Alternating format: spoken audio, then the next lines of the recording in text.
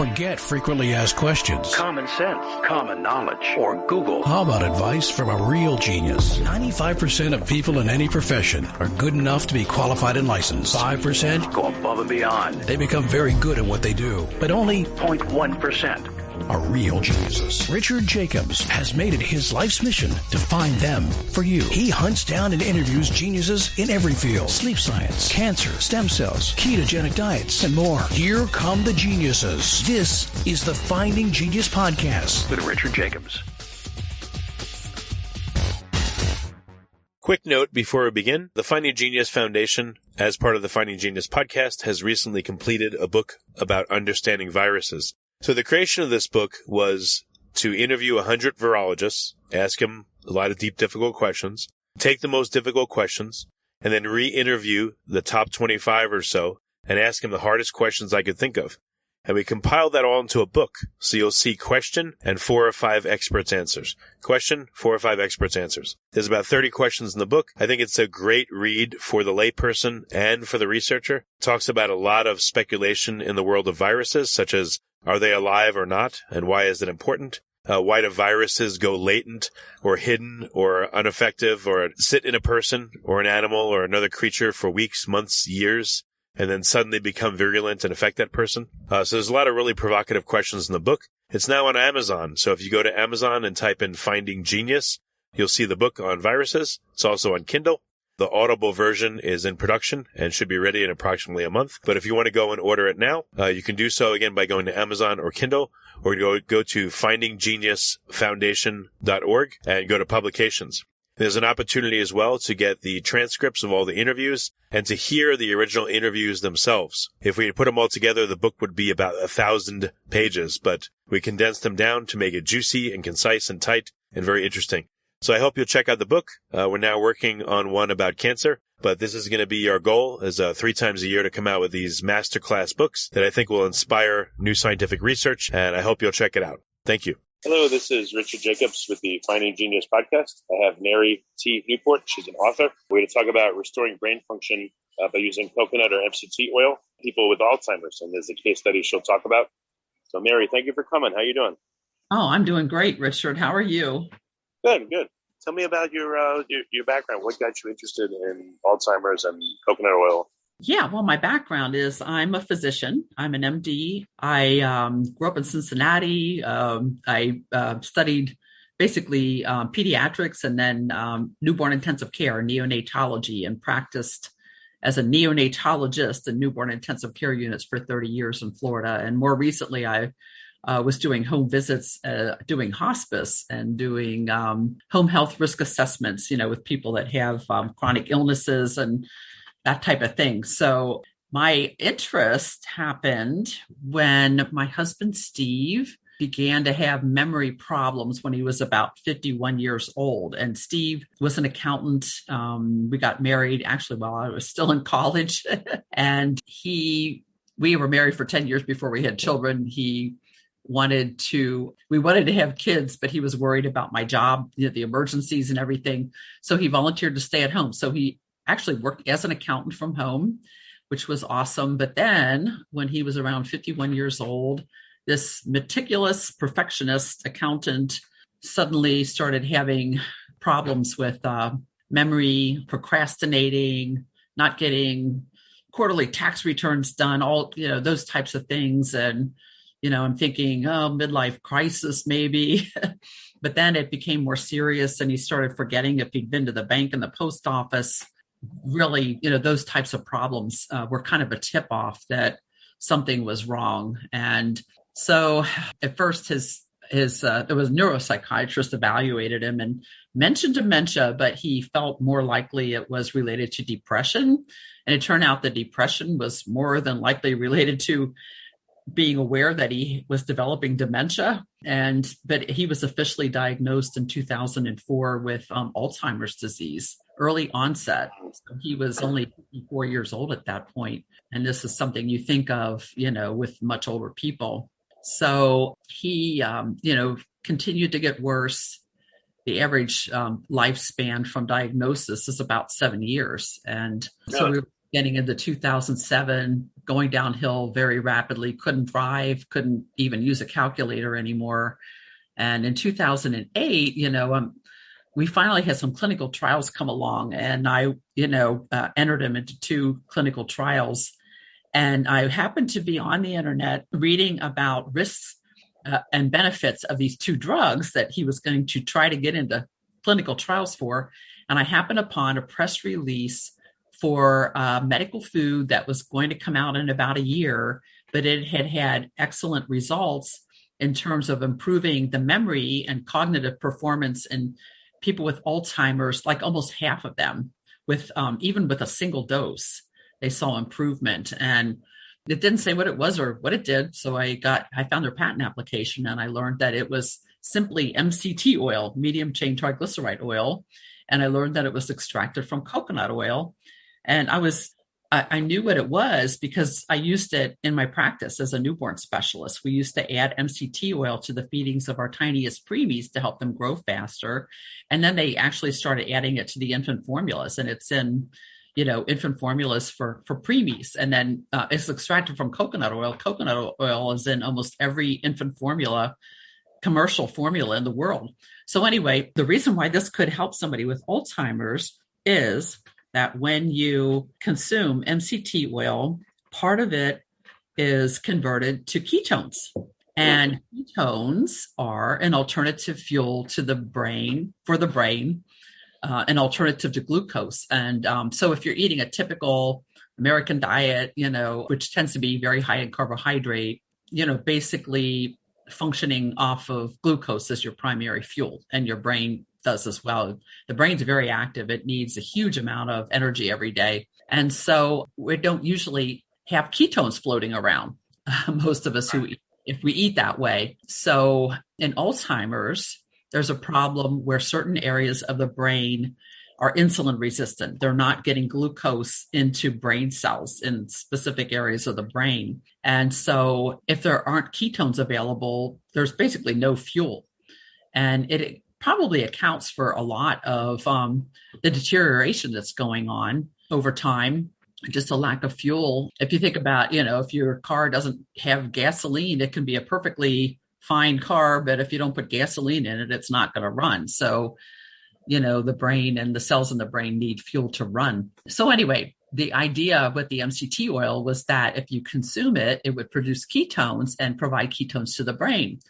So this group that was developing the product did a couple studies. One was a single dose study, and they actually did see improvement. And then they did a study that was 90 days for most of the people. They continued it for 6 months, and they found that they did have a sustained improvement over time. And other studies since then have been done with MCT oil, some of them fairly recently, showing that it does, many people with Alzheimer's will improve if they eat MCT oil. So anyway, I had this idea to give this to my husband, but I didn't know I could get MCT oil. At the time, I thought I was going to have to wait for this prescription. And so I got coconut oil, and I found out that it was about 60% medium chain triglycerides, MCTs, and decided to try that, So what happened was I learned all of this, and it was getting to be about 1 a.m. the morning, before he was supposed to be screened later that morning for the clinical trial. And he did very poorly. He got a score of only 14 out of 30 points on a memory test, and he needed 18 points. So he didn't get in, and the doctor had him draw a clock, which is a test for Alzheimer's, the clock test.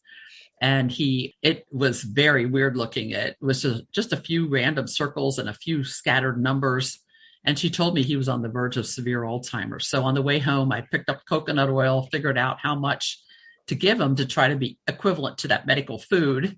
And the next day he was trying out again for a different clinical trial, and he was in a different city, different day, and he gained 4 points. He knew what city he was in, what floor he was on, and remembered the day of the week and the season, a few things like that he couldn't remember the day before. And he got into the trial. So it's like, okay, well, something happened here. And was it really the coconut oil, or was it just good luck, or, what was it? But so I kept it going, and I started increasing it. I thought, if your brain, what happens with MCT oil is the ketone levels go up. They kind of peak around an hour and a half, maybe 2 hours, and they're pretty much gone by about 3 hours or so after you eat it.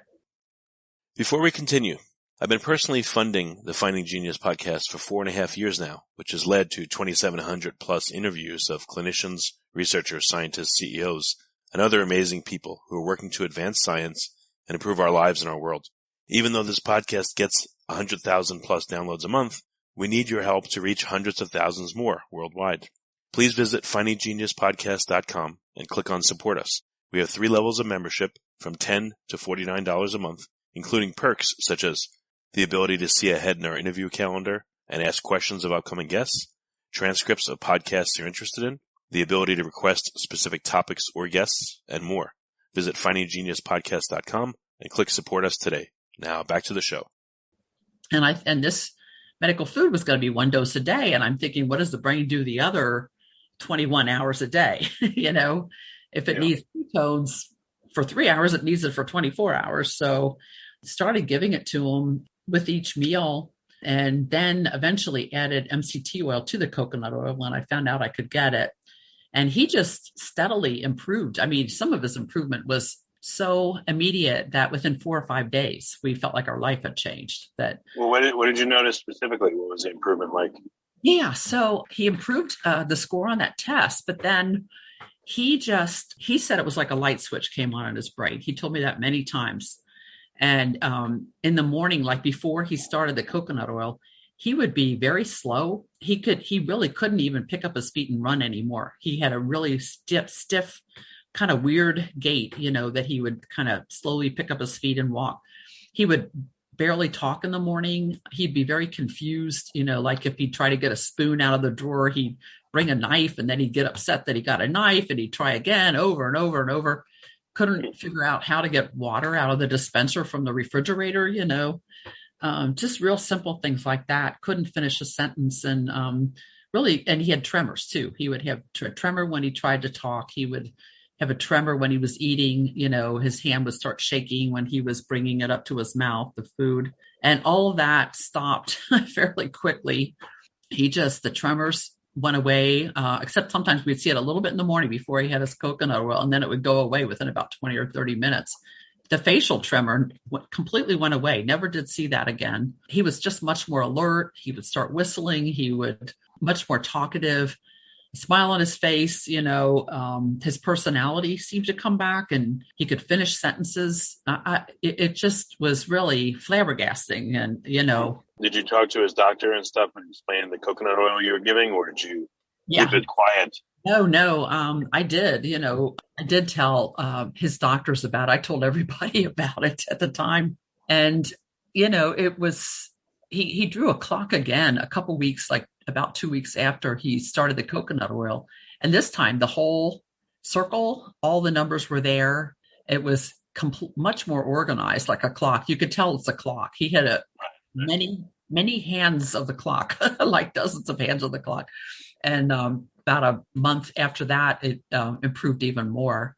So it was obvious that something was happening, and the other family members noticed it too. We went to visit, and they're like, he had been like a wallflower. He barely talked to anybody the year before, and this time he was engaged in conversation. He was laughing. He was understanding jokes and even making jokes, and that kind of thing.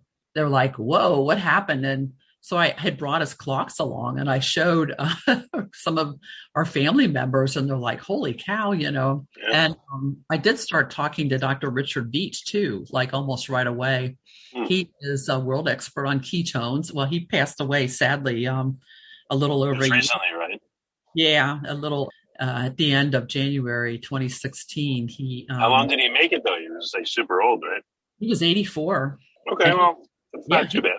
Yeah, he was still working at the NIH. He was determined to see this whole thing with ketones through, and he had gone to speak at a conference and came home and died in his chair. Yeah, so very sad. But we got to be actually really good friends. I got to visit there a number of times. Steve came with me too, several times to visit his lab there at the NIH near Washington, D.C. But, early on, I called him because I started reading everything I could get my hands on about ketones. And And I found his name, found his phone number, called him. He answered the phone himself, which was amazing. And I told him first, I just asked him the first time I talked to him, I said, theoretically, do you think coconut oil could help somebody with Alzheimer's? And if you like this podcast, please click the link in the description to subscribe and review us on iTunes. And he goes, well, and then he told me that he had talked with the people that developed the medical food, the MCT food, a few years before. And he really didn't think the levels of ketones would be high enough to make a difference. So he was just shocked, I sent him, I think our second conversation, I sent him Steve's, I faxed him his clocks, the first clock and the second one at 2 weeks. It was so much. He was amazed. He called me. He said, this is unexpected. And so he started sending me all kinds of papers that he had written and other people had written. And he had me talk with some of the fathers of ketone research, Dr. George Cahill Jr., who he was the one that discovered that ketones become elevated during starvation, during fasting and starvation, and that the brain runs off of ketones. He was the one that discovered this, that there's this alternative fuel that the brain can use when you haven't eaten, when your sugar is depleted in your body stores, and Dr. Theodore Van Italy, I got to know him quite well. He died at 99 about a year and a half ago. He wrote the foreword to my last book that I wrote. It'd be weird if he passed away at 99 and 364 days. He was still publishing. During that last year on ketones and the therapeutic, implications of using ketones. So Dr. Veech was developing a ketone ester at the time and just having great difficulty getting funding to produce it and to do any clinical trials.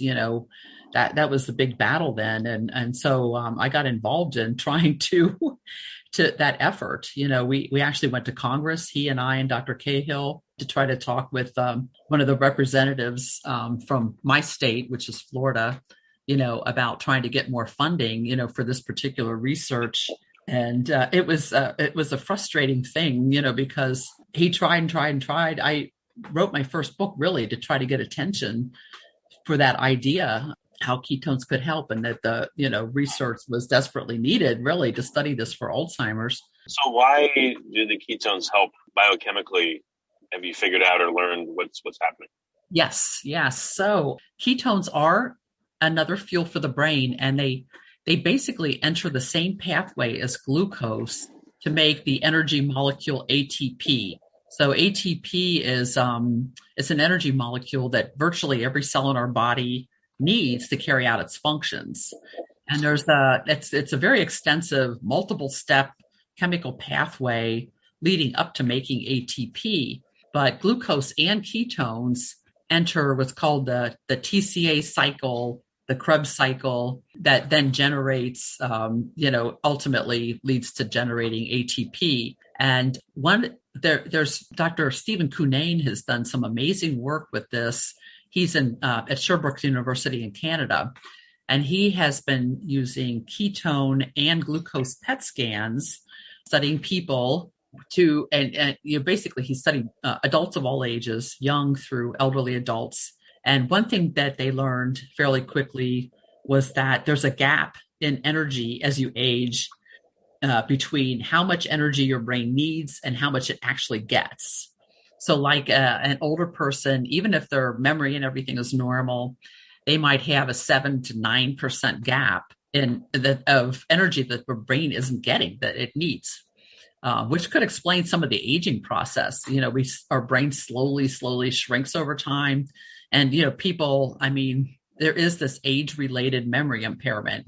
People often do their memory isn't as sharp as they get older, and that may be a factor.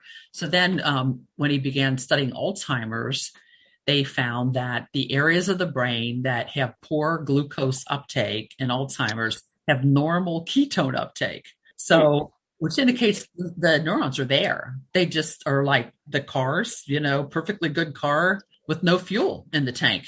And if you can provide ketones, you can bypass that problem of insulin resistance and provide energy to these cells in the brain. Quick question here. What's the efficacy of someone having ketones because of MCT oil and still eating whatever they want, high carb, etc.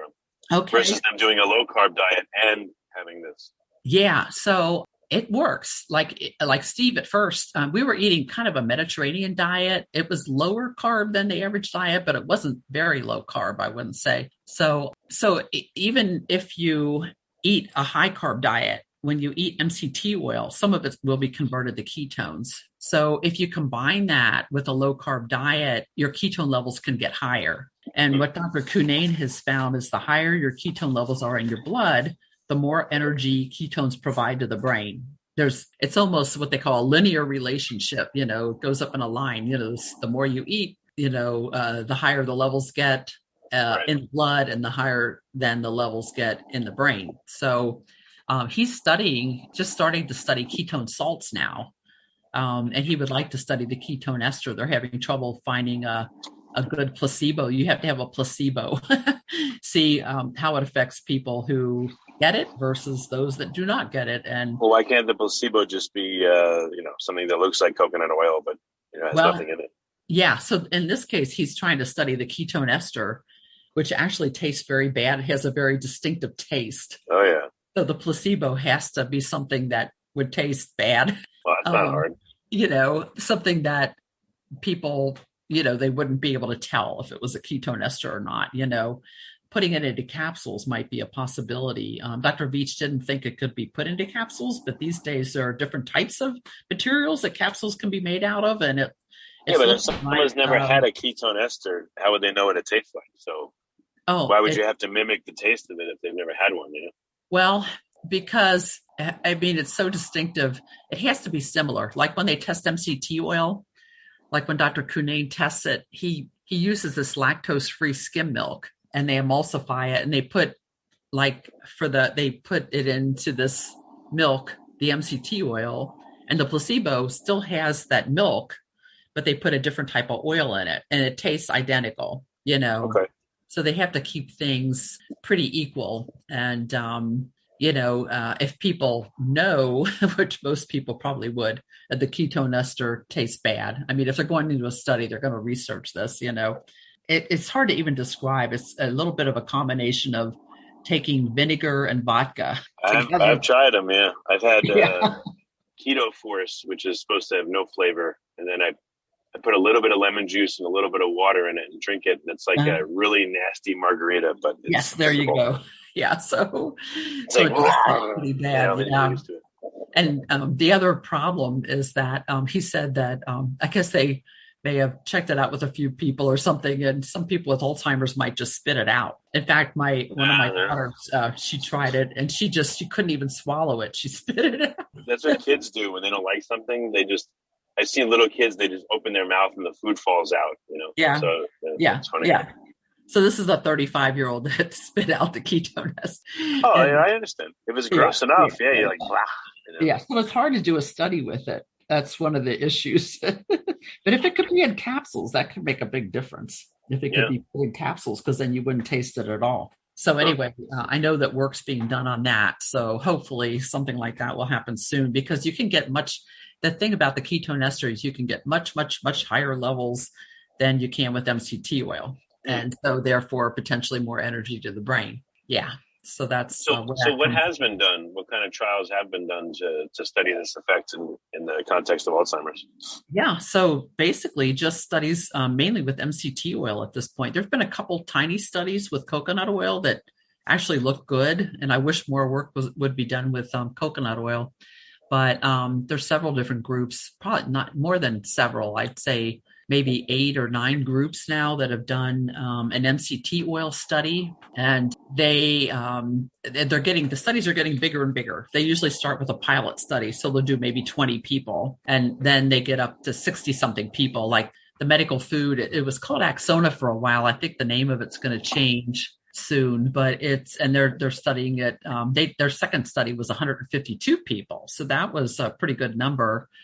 And then some people are combining. They're looking at the difference of using MCT oil with and without a ketogenic diet. And so there's one group at University of Kansas City, they did a pilot study of 15 people with Alzheimer's using a ketogenic diet that contains MCT oil, and they had good results with that. So now they're, I believe, in progress. Pandemic threw everything off, but they're planning, or they may be in the middle of an 80-person study now with the MCT oil ketogenic diet. And, so it is better. It is better. You do get higher levels if you can do a low carb diet with it. And the high carbs, it's so bad for Alzheimer's. I've been writing a new book that focuses more on Alzheimer's again. And even the Alzheimer's Association, the last few years, they've been reporting that they believe 30% of cases of Alzheimer's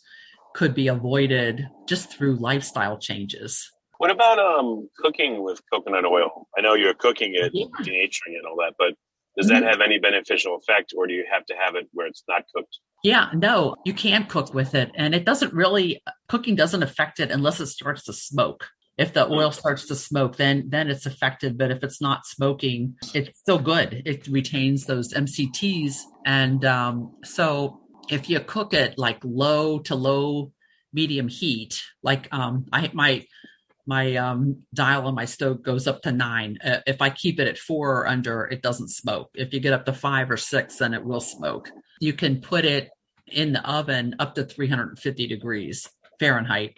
Gotcha. And above that, it may smoke and it might ruin it. But so you can't cook with it's supposed to have the proper cognitive effects still, even when you cook with it? Yeah. So that would solve the horrible taste part. If you make some chicken with coconut oil, it can be good.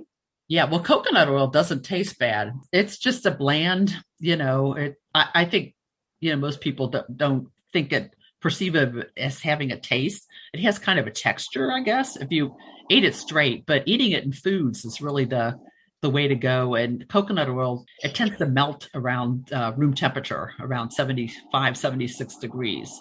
So if you put it in something cold, it will chunk up. It'll turn into chunks. But if you put it in something warm, it melts like almost right away. So there's so many different things you can do with it. I cook eggs in it all the time. I scramble eggs. I do.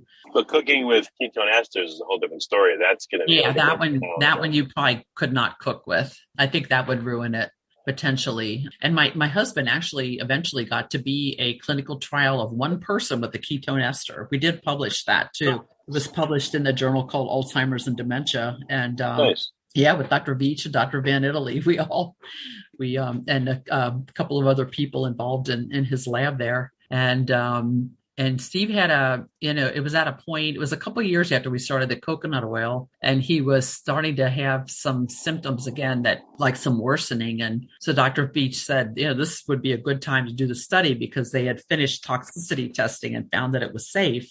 And so Steve started taking it, and it turned him around. Within like 24 hours, he was doing some things he couldn't do the day before. Wow. And like he was having trouble. He would put clothes on backwards, and all weird stuff like that started happening. And he was having trouble. He started needing step-by-step instruction to get through taking a shower and shaving. I had to stand there and tell him, okay, now do this. That completely went away in 24 hours. He was back to automatically being able to do things. And just a couple of other things over a few weeks got better. What did he tell you? Because you'd get some interesting insights into the mind of a person that's going through this. Like what kind of things, how do you describe it at various points? Yeah, there were some interesting things I learned about Alzheimer's because of this. When I was writing my first book, I actually interviewed Steve. We spent several hours talking about what it's like to have Alzheimer's. And there were times, for example, when he couldn't taste food. He would be eating, he couldn't taste it. Yeah. And, some people with Alzheimer's, they get to a point where they basically kind of quit eating. They're not eating well. They lose weight, tremendous amounts of weight. Sometimes they're just skinny as a rail, getting towards the end. And well, if I couldn't taste any food, it would make it very hard to eat it. Exactly. And then there was one time that this actually happened when we were together, and we had traveled, and it was a 3-hour time difference, and we got up like 3 hours later than usual, and he hadn't had his coconut oil yet. He was a mess. He was shaking, he had the tremors, and we were like in a restaurant, in the hotel, and it was like he had claustrophobia. He had this panic attack, and he said he just felt like he was in a box and he couldn't taste the food. It just really weird with the tremor. And then, I gave him the coconut. I thought, oh shit, I'm sorry. That's okay. I had to do that. And so gave that to him, and probably within 20 minutes, he kind of came back again, and and then he was able to tell me about this. Wow, how that's he was. fast feedback. That's crazy. It is, yeah. And then the thing with his gait, he talked about what it was like. The reason why he had kind of regressed, like when visiting our family, why he wasn't talking much to them, is he was afraid of what would come out of his mouth. He said he didn't think he was going to say the right words. And that was something I kind of noticed too, that when I would talk to him, it was like we were on two different wavelengths. His response wasn't appropriate to what I was saying to him, but somehow he was aware that was happening, that he wasn't saying what he really wanted to say or meant to say. But that was something that he noticed that did improve, after he started the coconut oil. So there were just different things like that. Some of it was physical things too. He would have these episodes, even before he was diagnosed. We had no idea what was going on at that point. He would just suddenly have, like, his heart rate would go up, and he felt like he had to lay down or he would faint. He just suddenly had to lay down. It was almost a little bit like a panic attack, but nothing would set it off. It would just happen. And sometimes it would happen 2 or 3 times a day, and sometimes it wouldn't happen for 2 weeks. And we found out that he had, when he passed away, he donated his brain and we found out that he had Alzheimer's and also Lewy body dementia, which some similarities to Parkinson's disease, but that's where the tremors, the stiffness, that kind of thing came from. And it could cause this sympathetic nervous system reaction that he was having, so that kind of explained that. But that went away, that was something that went away and never came back after he started the ketones, which was rather interesting. But how long did he live? He lived, he died in 2016. So he lived for 8 more years past starting the coconut oil, and about almost 15 years past when we started noticing symptoms. So he exceeded the life expectancy there, by quite a bit. People that get Alzheimer's early tend to die more quickly. It tends to progress more quickly than many elderly people. So I do feel like it added, I would say, 3.5 to 4 better years, better quality than the year before we started the coconut oil, between the coconut oil and the ketone ester then. Yeah, that's great. Yeah, that it improved his quality of life, and that probably did extend his life, very significantly. And when he passed away, the sad thing was his body was like in perfect shape. I mean, he was still a good weight, but his brain, ultimately Alzheimer's did get him. And, but he was quite advanced, when we started doing this. Alzheimer's has 7 stages. In the last stage, you really can't do anything for yourself. It's almost like being a newborn, where every single bodily function has to be taken care of. And people are bedbound. I mean, they're in bed. They can't get up and walk or anything. And eventually they stop eating. They forget how to chew and swallow. Wow. Yeah. So eventually it gets to that point. But, they often become emaciated, because they just aren't eating. And Steve had just a perfectly normal body weight up to the very end. Well, it sounds like, this helped him a lot, and he did better than most. And yeah. So what's your goal now? Who do you want to help and how? Everybody. And I want to help people prevent it. That's why, like, the book I'm working on now is more, I haven't come up with a for sure name of it yet, but it's in progress. And, these lifestyle factors, that are related to Alzheimer's. Healthy diet, a poor diet is probably the number one factor and why people might develop Alzheimer's. And it's the high sugar, it's the tendency to develop diabetes, insulin resistance, which is extremely common. Like 3/4 of people by age 75 either have diabetes or prediabetes. So it's that common. And, I've been reading intensively about the pathology, the abnormalities that are going on in the brain, how each cell is affected in the brain. And there are these plaques, tangles, these abnormal things that happen. There's inflammation in the brain. And almost all of it can be connected in one way or another to insulin resistance. Decreases. Yeah, I've heard Alzheimer's is like insulin resistance for the brain, or type 3 diabetes, essentially. Yeah, sometimes they call it diabetes of the brain or type 3 diabetes. Yeah. And it starts in particular areas of the brain where memories are formed, memory and learning, and it progresses eventually throughout the entire brain, this insulin resistance. And it's just kind of it could be microorganisms that are causing it. This is one area of study. They haven't really pinpointed what triggers this insulin resistance in the brain, because not everybody that has Alzheimer's has diabetes. And one of the experts on this, she's the one that coined type 3 diabetes as a term. Her name is Dr. Suzanne Delamonte. She basically said that any organ, like people, when you think, okay, you've got diabetes, all of your organs are affected. Well, not necessarily. She said, like, you might have it involving your liver, but not another organ in your body. So you can have the brain affected, but not other organs, which is really quite interesting to think about that. Basically, it's a problem of getting sugar into cells. So you can have plenty of sugar in your body, in your blood, and your cells are starving in certain areas. And that's what's happening in Alzheimer's. The cells just are not getting glucose or not getting fuel, so they can't make ATP. Well, what happens in someone's brain when they're starting to get Alzheimer's? What do the brain cells look like in terms of their preference for ketones or for sugar? I guess. Yeah. Because of the because of the insulin resistance, their glucose uptake is hindered, so they probably crave ketones even more than a healthy brain. Yeah, so Dr. Cunnane has he's been able to look at. He said if glucose and ketones are present, the brain prefers ketones. Which is interesting. And, people do like a lot of people with Alzheimer's crave sugar like crazy, because their brain, I think it is because the brain knows it needs fuel. And, so like my husband, before we started the coconut oil, he would eat so much fruit in the evening. He would stand at the sink and eat one piece of fruit after another. And after we started the coconut oil, that stopped almost immediately. It was interesting. It was like, okay, maybe his brain's getting fuel now, I guess, his brain was probably craving that fast sugar that it can use. Yes. And I, way back, I started a thread on this Alzheimer forum about that. I asked, any of you have somebody that craves sugar? And oh my gosh.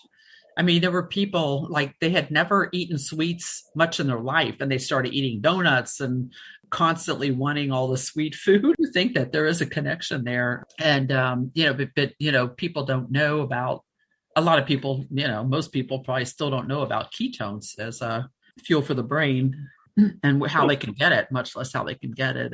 But there are some other, some of the other lifestyle factors that can affect Alzheimer's are exercise. Like getting enough exercise versus not getting any exercise can make a big difference. Controlling high blood pressure is a really big one. It's the number one risk factor for death, premature death in the world, and it can lead to cognitive impairment, Alzheimer's, vascular dementia can be worsened, or it may even be caused in some cases by high blood pressure. So controlling, finding out that you have it and controlling it, is important, most people probably only get their blood pressure checked when they go to their doctor's office. Well, if you don't go to your doctor even once a year, you're not getting, how do you know if you have high blood pressure? So that's something to find out, and to control it if you have it. It can save all kinds of strokes and heart attacks and all that type of thing. So what's your goal from here? Your new book is coming. I'm just restate the focus of it, and we'll talk about it. Yeah, it's going to be focused on Alzheimer's, and then the ketogenic approach as a kind of a primary approach because it addresses this insulin resistance problem, and ketones are anti-inflammatory too. There's a lot of inflammation in the brain in Alzheimer's and with aging too. So, and then I talk about these other lifestyle risk factors, but really stressing a ketogenic diet. And it doesn't, it doesn't have to be like an extremely strict ketogenic diet. It just enough to get ketone levels up, and then you can add to that by including MCT and coconut oil. That really helps boost the levels up, even with a ketogenic diet. You know, it can get the levels higher and help sustain the level of ketones. Overnight fasting, you know, like if you don't eat for at least 12 hours, your ketone levels will start to go up. And then the longer you go past that, they'll go up a little bit more. So this thing about intermittent fasting is a good practice. So different things like that, you know, I'll be talking about in the book to help basically delay or maybe even prevent cognitive impairment, you know, as people get older, and maybe help people that already have it, you know, maybe slow it down, reverse some of the symptoms, as happened with my husband. And, you know, but there's a lot that we can do, you know, to try to prevent it. And so that's the goal of my book, is to try to teach people what they can do to try to prevent cognitive impairment as they age, and hopefully prevent Alzheimer's too. Mm-hmm. Okay. Well, very good, Mary. Where can people find out more about you? Where do they go? So I have a website. I have a lot of information on there. I have several different pages on there, but one is geared to Alzheimer's and dementia. And the website is Coconut Ketones. So it's COCONUTKETONES.com, coconutketones.com. There's no Y in ketones. People often misspell it. So that's, you can get a lot of information about me. My books are on there. I have all kinds of videos. I have all kinds of written information that people can print out for free. That's how you can find out more about me. Okay. Oh, excellent. Well, Mary, it's a great story. I'm glad you were able to help your husband and get more years of enjoyment with him. And thank you for being on the podcast. Thank you so much, Richard. Thank you for having me. Really appreciate it. If you like this podcast, please click the link in the description to subscribe and review us on iTunes. You've been listening to the Finding Genius podcast with Richard Jacobs.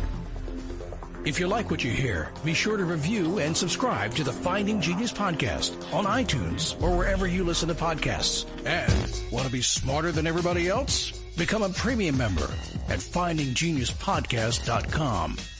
This podcast is for information only. No advice of any kind is being given. Any action you take or don't take as a result of listening is your sole responsibility. Consult professionals when advice is needed.